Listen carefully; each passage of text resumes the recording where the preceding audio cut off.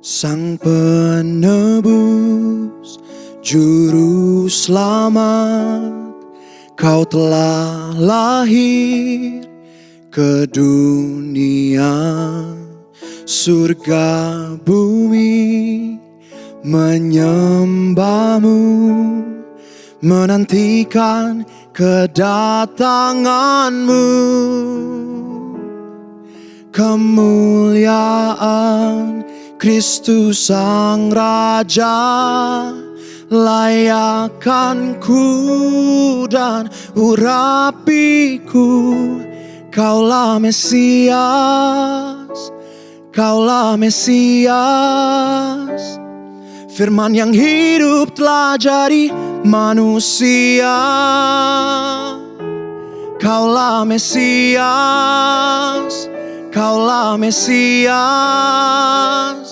Bukti terbesar kasih-Mu bagi dunia.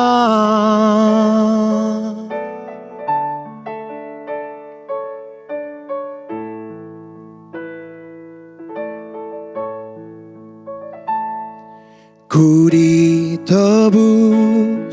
dan ku hidup, ku berjalan dengan kuasa-Mu. Kini aku kan nyatakan dan siapkan kedatangan-Mu. Kemuliaan Kristus Sang Raja, layakkan ku dan urapiku. Kaulah Mesias, Kaulah Mesias. Firman yang hidup telah jadi manusia. Kaulah Mesias, Kaulah Mesias. Bukti terbesar kasih-Mu bagi dunia. Hosana, Hosana. Blessed be the name of the Lord. Blessed be the name of the Lord in the highest place. Hosana, Hosana. Blessed be the name of the Lord. Blessed be the name of the Lord in the highest place. Kaulah Mesias, Kaulah Mesias. Firman yang hidup telah jadi manusia. Kaulah Mesias, Kaulah Mesias. Bukti terbesar kasih-Mu bagi dunia.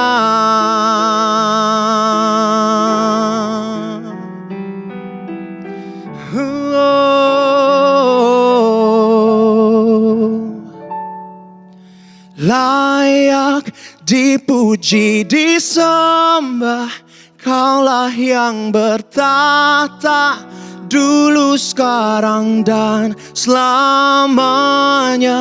Raja atas segala raja, nama-Mu besar termulia. Layak dipuji, disembah, Kaulah yang bertata, dulu, sekarang, dan selamanya. Raja atas segala raja, nama-Mu besar termulia. Layak dipuji, disembah, Kaulah yang bertata, dulu, sekarang, dan selamanya. Raja atas segala raja, nama-Mu besar termulia. Nama-Mu besar termulia. Nama-Mu besar termulia.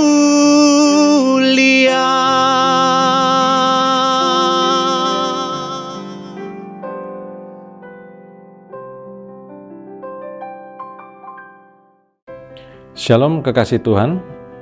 Hari ini kita akan belajar firman Tuhan tentang bagaimana kita menjadi pengaruh yang baik di gereja dengan kita berbuat baik kepada sesama, terutama kepada saudara-saudara kita yang seiman menurut Galatia 6. Hari ini kita tidak akan membahas tentang bagaimana perbuatan baik yang sudah sering kita dengar dari contoh-contoh di Alkitab ataupun dari pelajaran Tuhan Yesus, tentang bagaimana kita harus berbuat baik kepada sesama, tentang menolong sesama, menyembuhkan, dan segala macam.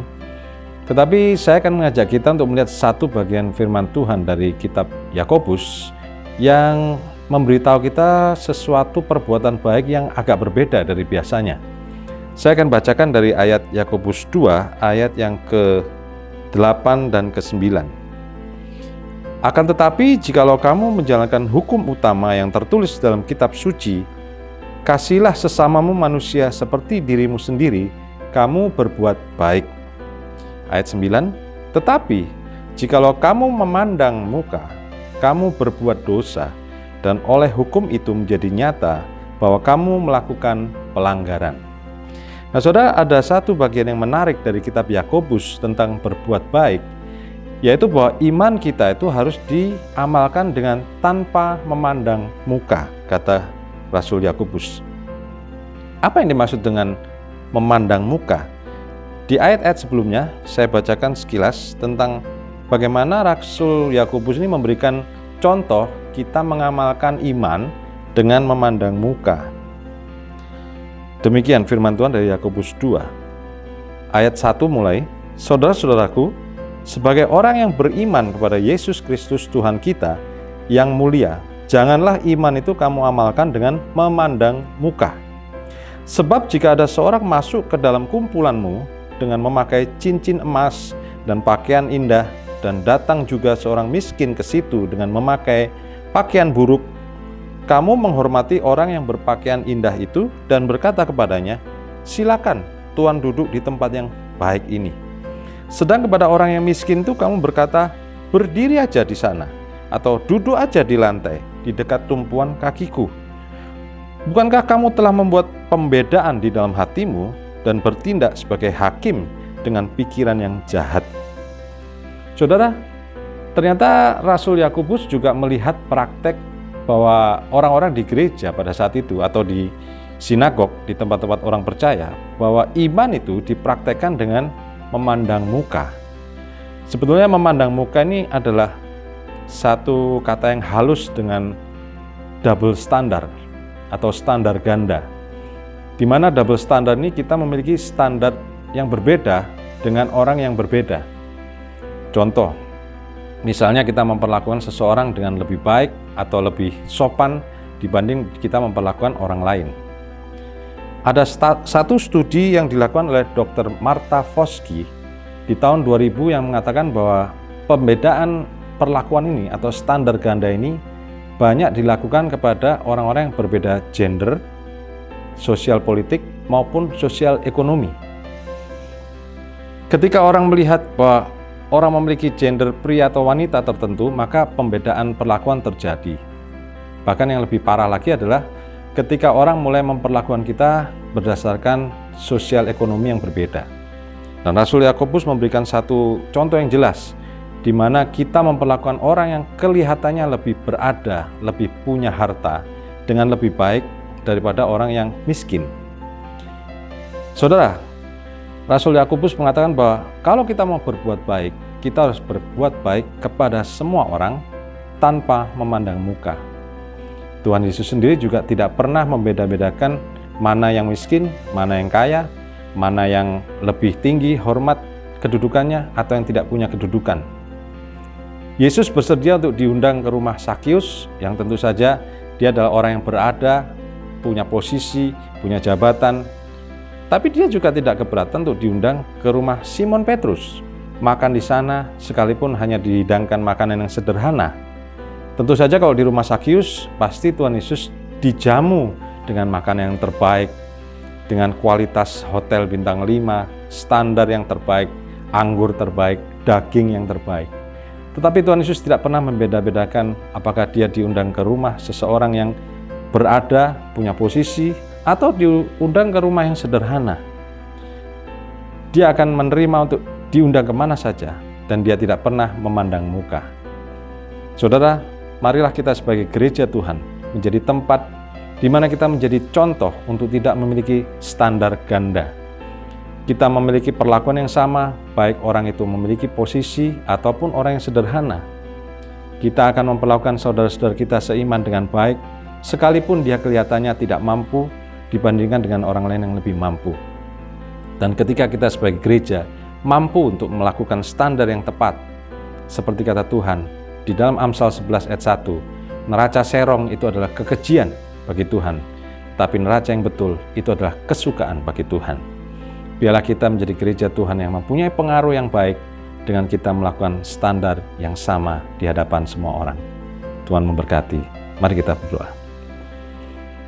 Tuhan, kami ucap syukur buat firman-Mu yang menegur kami, mengajar kami, untuk kami boleh berlaku yang adil, sama, seimbang, dan setara kepada semua saudara-saudara kami, tanpa kami melihat status, melihat sosial ekonomi, melihat pendidikan, dan segala latar belakang mereka. Roh Kudus, tolong kami supaya kami mempunyai kesabaran dan kami mempunyai hikmat untuk membedakan mana yang harus kami lakukan dan mengambil pilihan-pilihan yang tepat di dalam memperlakukan saudara-saudara kami. Terima kasih Tuhan, kami ucap syukur buat pelajaran kami hari ini, dan tolong kami untuk kami boleh melakukan firman-Mu dengan kekuatan Roh Kudus. Di dalam nama Tuhan Yesus kami berdoa dan mengucap syukur. Amin.